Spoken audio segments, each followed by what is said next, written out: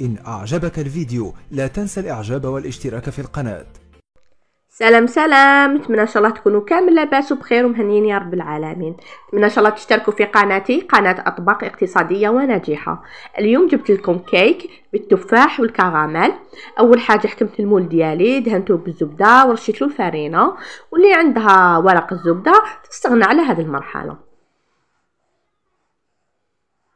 اما بالنسبه للعبار اللي خدمت به، خيرت انايا كاس تاع والد كما سميناه، هو اللي راح نكيل به. اول حاجه العجينه ديالي واش راح ندير لها؟ راح ندير لها 3 حبات بيض، راح ندير لها كاس غير ربع سكر، راح ندير لها كاس غير ربع زيت، ونزيد لها 3 ملاعق كبار زبده، لا فاني، زوج كيسان كبار فرينه مملوئين، ودرت 2 اكياس خميره كيميائيه.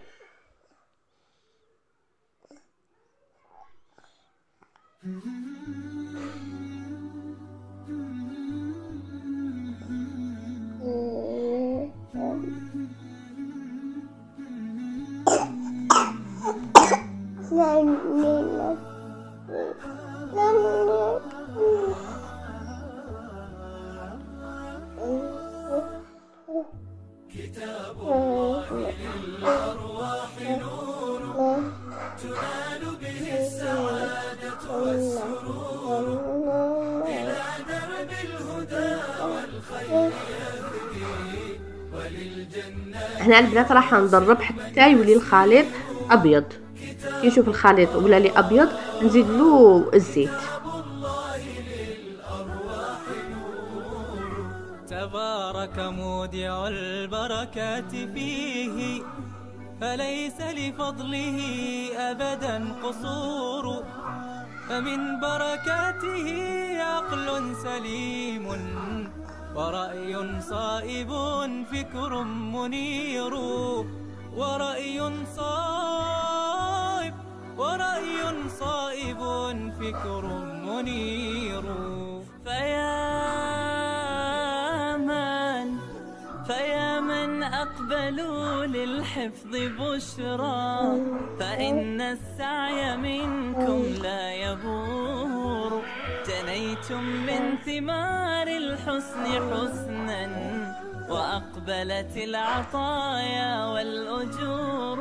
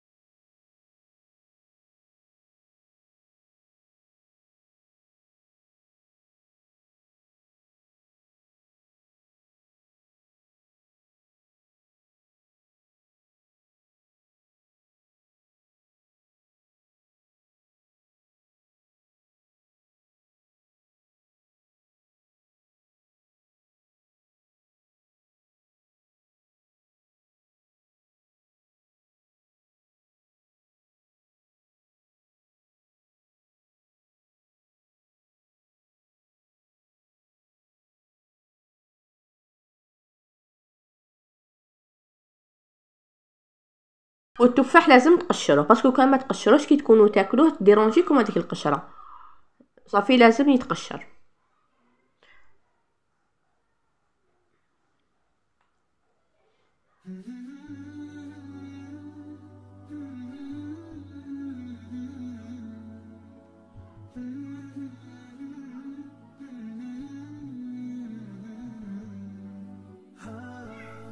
هنا بعد ما ستفت التفاح ديالي في المول، واش ندير؟ نفرغ عليه الكراميل وهي سخونه.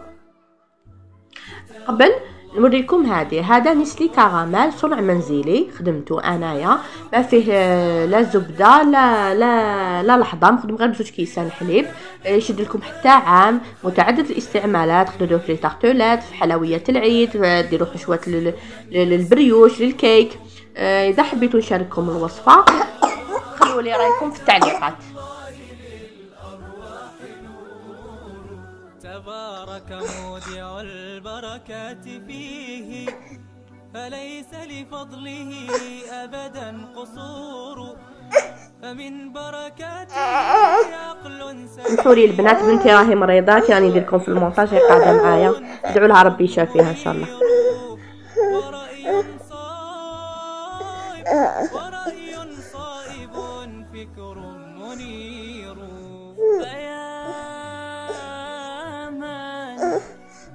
من أقبلوا للحفظ بشرى، فإن السعي منكم لا يبور، جنيتم من ثمار الحسن حسنا وأقبلت العطاء. انا تعاودت وريت لكم القوام تاع العجينه باش ناكد لكم بلي القوام لازم يجيكم ثقيل، وكان ديروا قوام خفيف ما تنجح لكمش العجينه، باسكو التفاح والكراميل يجوا ثقال، دوك كي لاباط تجي خفيفه تهبط لكم، كي تقلبوها تهبط ما تقعدش شاده روحها.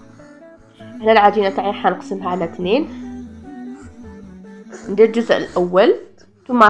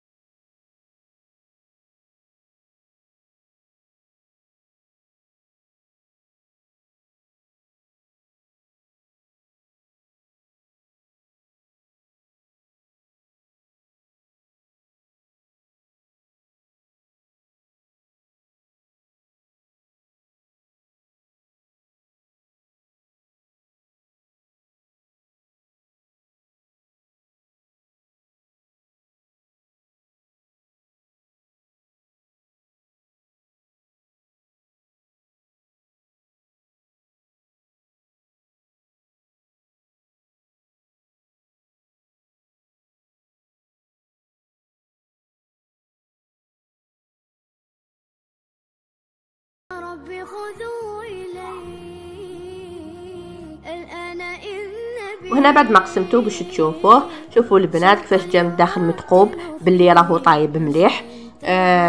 والطبقه الكريم من الفوق تجي مقرمشه، وطبقه التفاح والكراميل تجي مشربه هكذا. نتمنى ان شاء الله تجربوه البنات. شهيتكم في الجنه. ما تنسوش البنات دعموني باشتراك وفعلوا الجرس وديروا لي جام. بالصحه والراحه ومع السلامه.